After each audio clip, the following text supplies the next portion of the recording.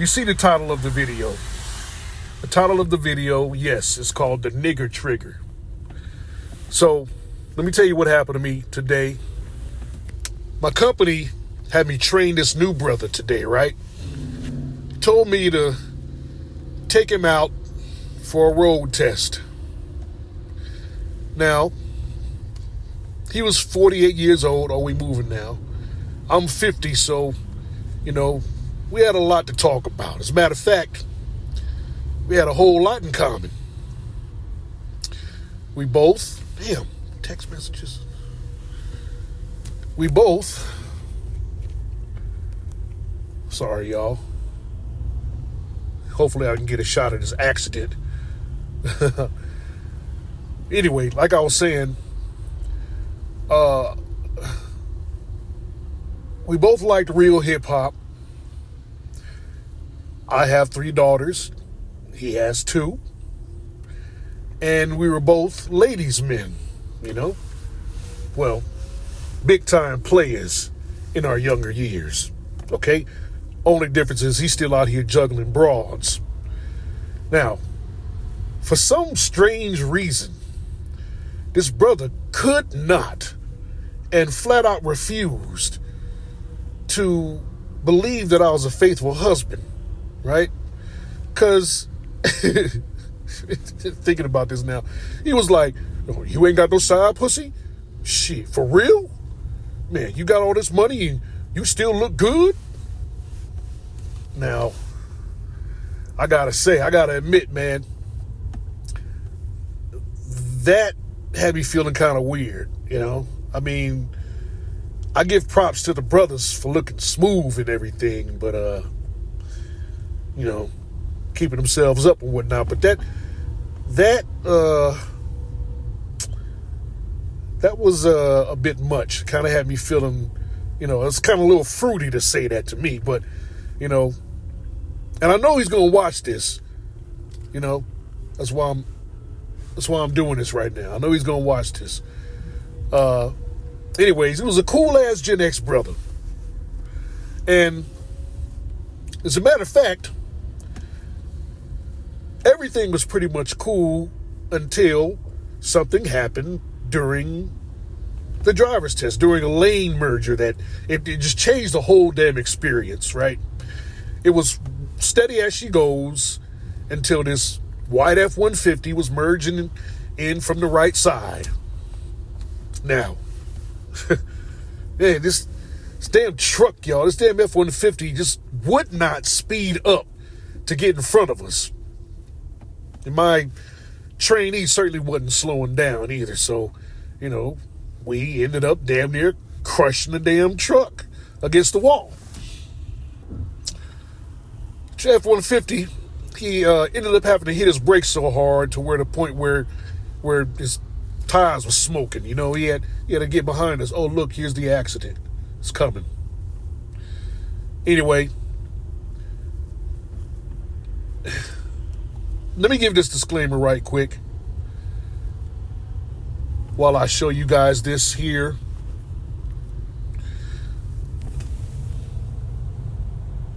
Idiots. Idiots, idiots, idiots. Now, for all you pedestrian drivers out there, when merging into traffic or entering a highway, you need to speed up to either match the flow of traffic or slow up, and maybe, just maybe, generosity will make a space for you to fit in, or get crushed, or run off the road, okay? It's not our duty as truck drivers to slow down and let you in, okay?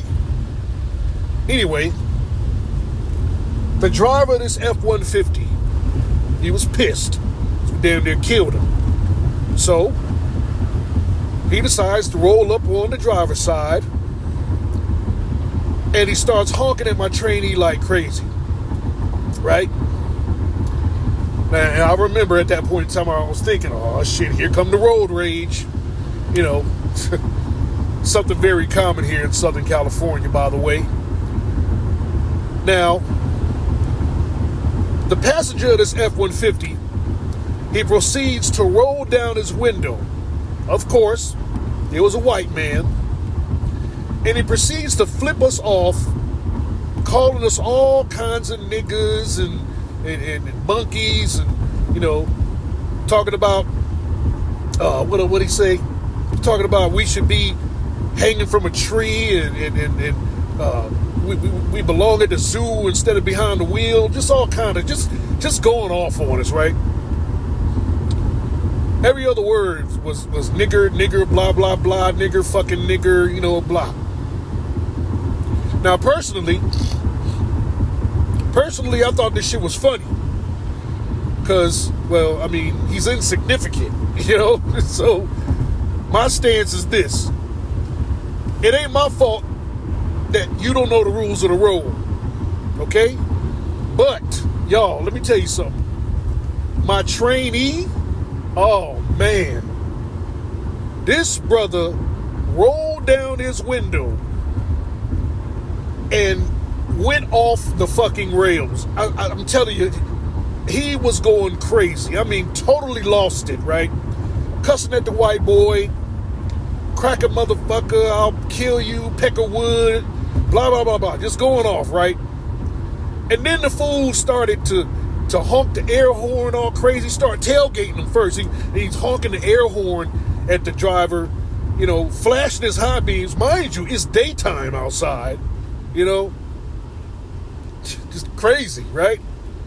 Oh yeah, and he starts repeating the license plate like, you know, what are you gonna do? You gonna track him from his license plate to find out where he lives or something?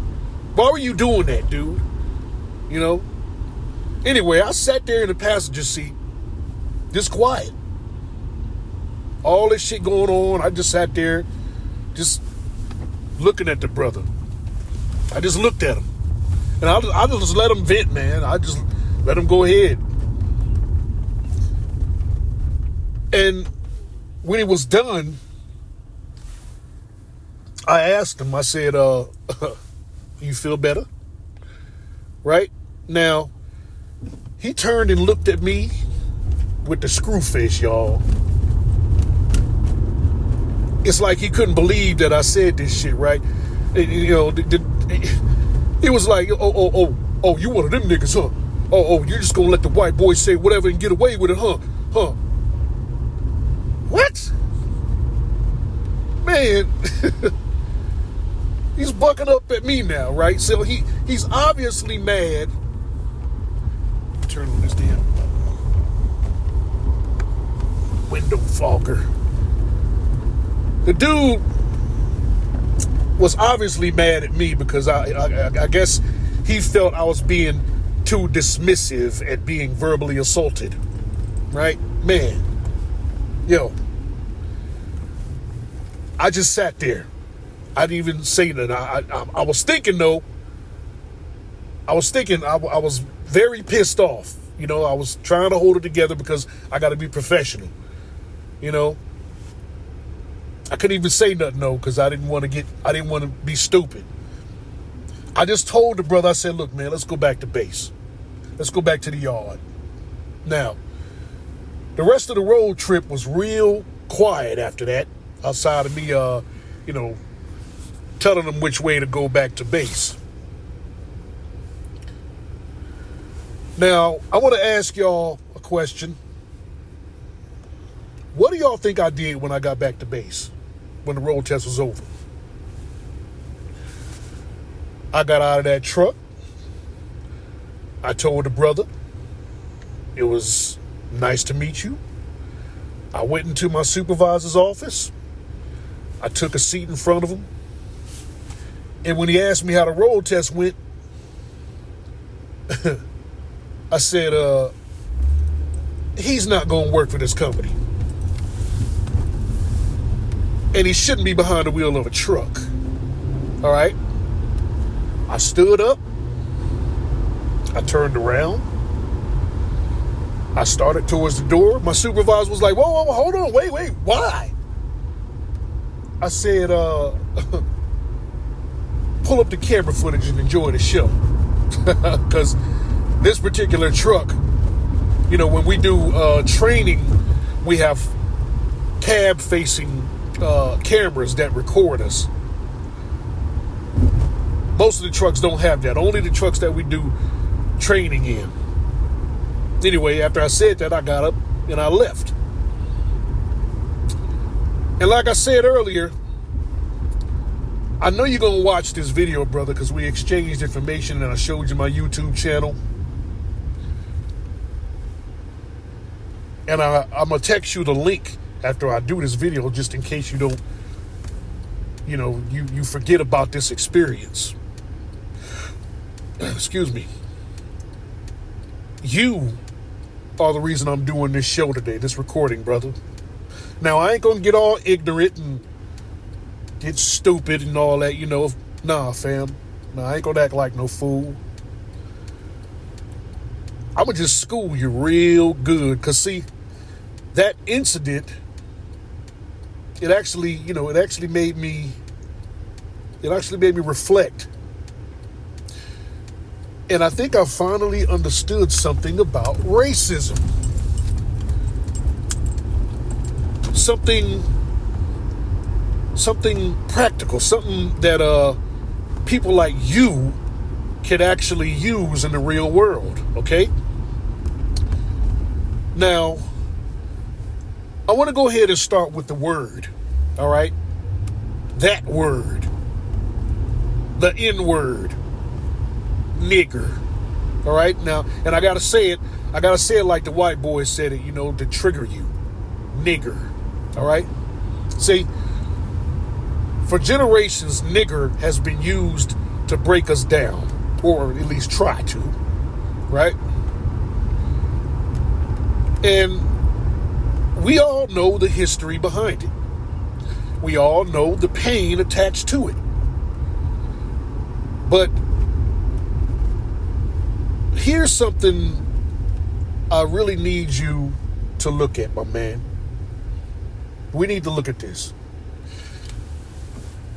Really break this down and analyze this N-word, nigger. The word only hurts because of what it used to represent, not because of what it represents today, okay? When you slow down and you really examine your reaction, you start to see the strings being pulled. Well, that lives in your memory, not in the sound of the word, okay? It's coming from a meaning that was actually forced onto our ancestors, man. Listen to me, brother. Check this out. I understand. I really do. I understand how you can become enraged. See, we were stripped of our respectability and our dignity through humiliation, ridicule, physical and psychological trauma. I've done videos on this, right? We were left with shattered egos and a whole lot of pent-up rage. We became hypersensitive to an emotional trigger. So see, once you understand that, once you start to see nigger, through these lenses, something really important just kind of opens up to you, right? Something changes, all right?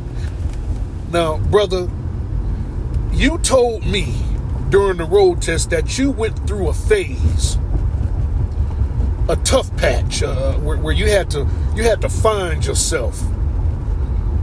Well, let me say this. If you know who you are now, if you've built yourself, survived life, claimed your responsibilities, carried your responsibilities after you've claimed them, and you've grown into the person that you are, then that old definition doesn't fit you anymore. And anything that doesn't fit you shouldn't control you, brother. That's called taking the power back, right?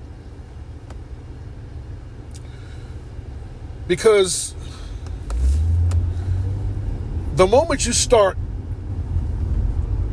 taking your power back and you stop reacting the way you reacted, the way they expect you to react, the whole dynamic changes, all right? That's why I reacted the way that I did. See, when that man called us nigger, I didn't feel like I shrank, my man. He did. You understand?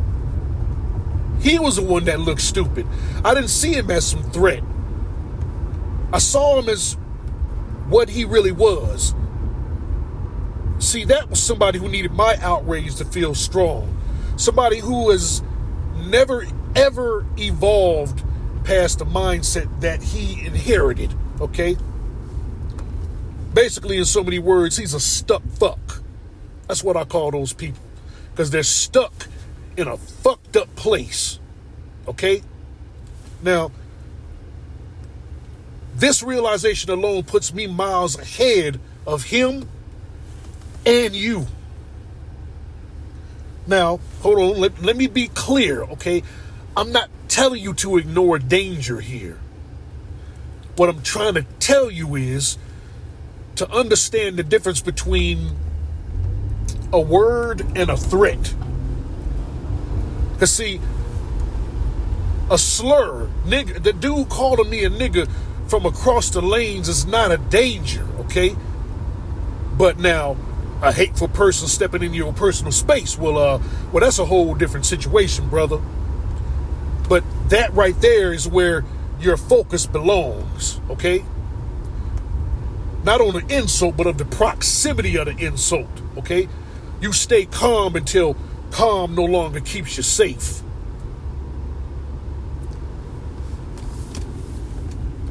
You understand what I'm saying?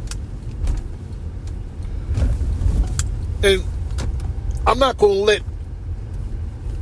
to let you or anybody gaslight me into thinking I'm weak for having this mindset or walking away or driving away from that dude and not going crazy, all right? Nah, man. I'm being smart. Disciplined, all right? Displaying emotional maturity. That's what I'm doing. And when you master this, when you master that, as I said earlier, you start to feel something shift inside you.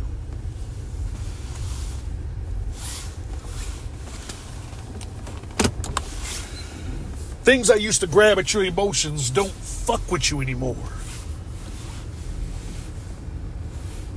You understand?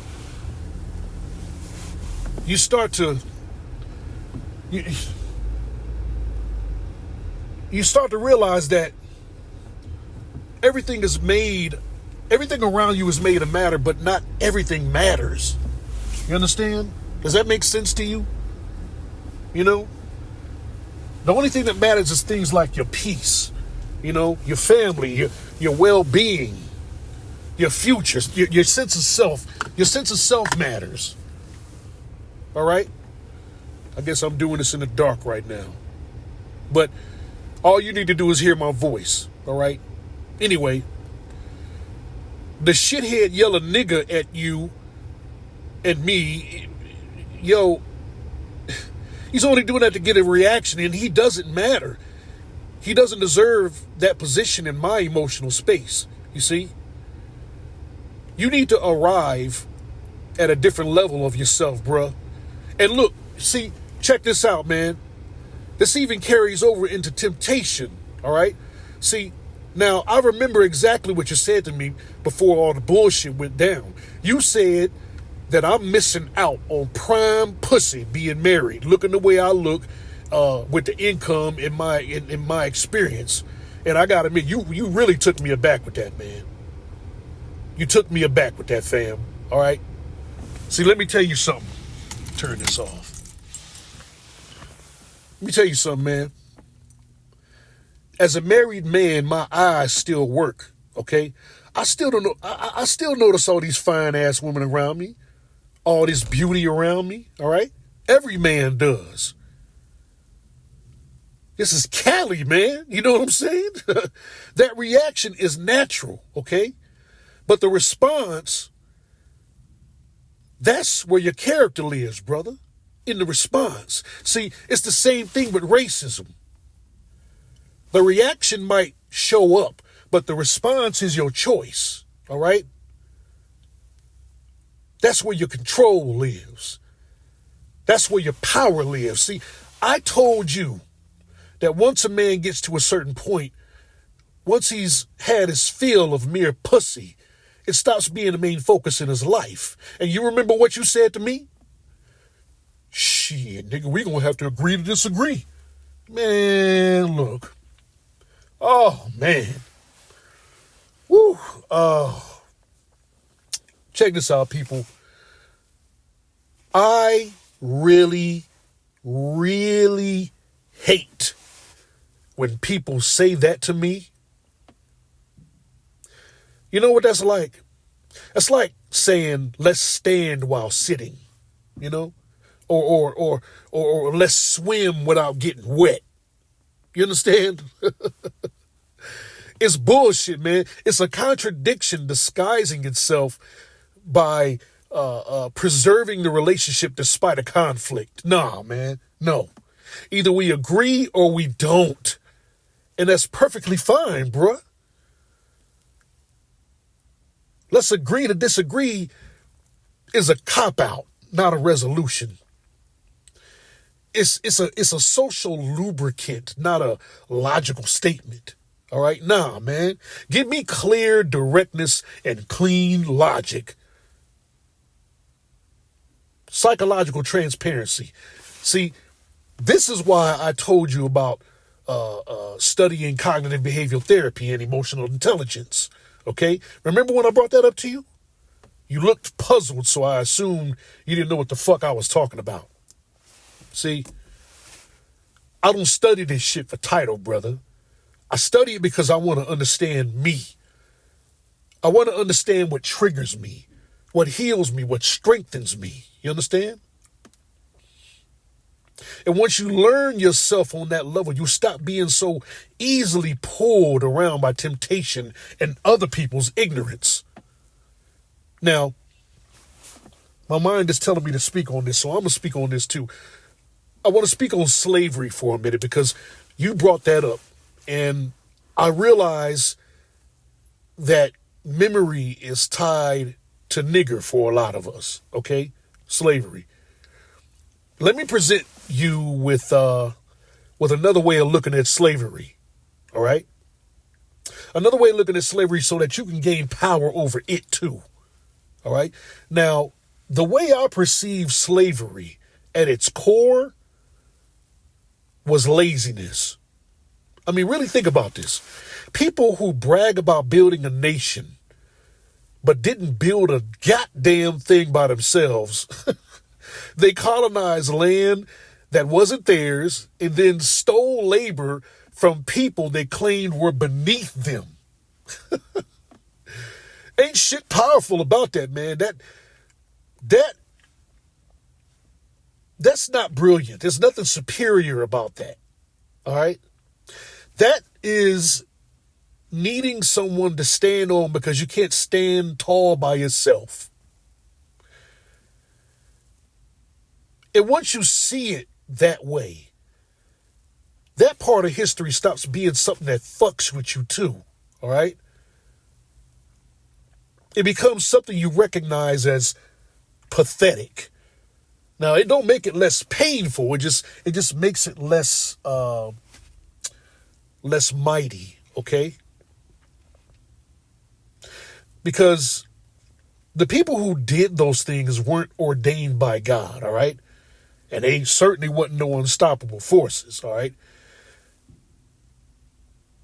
They were humans leaning on cruelty, because that's all they could do. They couldn't create shit without it. You understand? And today, bigotry actually shows up from all kind of different people. All right? It ain't just white folks, man. See, I've been talked about in Spanish, in languages I don't speak, right in front of me, bruh.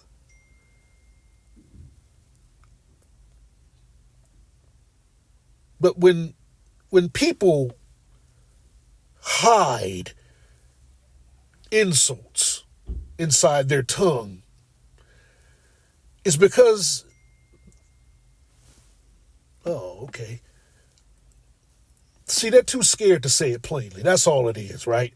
It's pure cowardice. And I cannot allow cowardice to invade my emotional space. I'm sorry, all right? If you're bold enough to disrespect me, then God damn it, be bold enough to make sure I can understand you when you say it, all right? Hiding behind it exposes you as the bigoted bitch that you are, all right? And that goes for black folks too, because some of us have absorbed the same thinking used against us. A lot of these motherfuckers repeating the same lines, the same stereotypes, and have the same beliefs as our oppressors. The same beliefs our oppressors fed the world, all right? You've been conditioned, nigger. And we got to break this. We have to unlearn what we've psychologically embraced as both an identity and a trigger. Wow, you know what? How did I say this? That's pretty fucked up. Nigger has caused us to develop dissociative identity disorder. Now, I'm sorry, people. I don't mean to get all clinical. Dissociative identity disorder is a mental health condition where a person has two or more distinct parts of themselves. They call them alters. All right, now each alter can have its own thoughts, its own memories, its own way of acting, and yo, nigga, it's like when somebody says, okay, yeah, see, I'm your nigga when we cool, but when some bigot calls you nigger, you flip out, right? Like my trainee did. You understand what I'm saying? It's called DID. See, some of you might mistake this actually for bipolar. No. DID involves disruptors, disruptions of identity and memory, and it's really linked to trauma. Whereas bipolar disorder involves mood swings and it involves mood swings between depressive and manic, hypomanic states. You understand? See, I used to be a residential counselor at this. Anyway, man, I'm let me, man, look, I'm tripping. Let me bring this shit home because I'm going off course here. Okay. There was a song by Pat Benatar in the 80s that I love. I was just listening to before I turned this video on, called Love is a Battlefield. Well, your mind is a battlefield. Okay, your mind is the battlefield, and your reaction is the last territory that they're trying to claim, brother.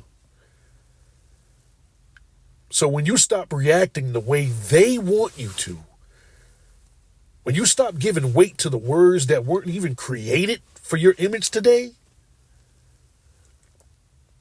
and when you start to see the cowardice for what it really is, and you stop carrying that emotional burden of a history that you didn't create,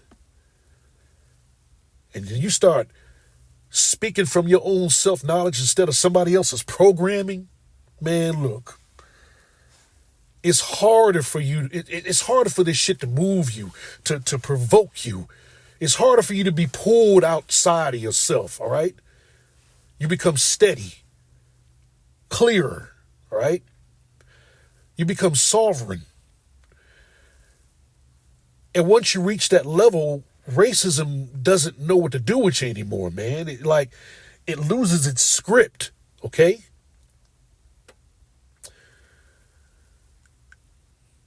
This is Ebo Sosa. I hope that something I said in this blackout video settles in you, brother. So I bid you farewell. Peace.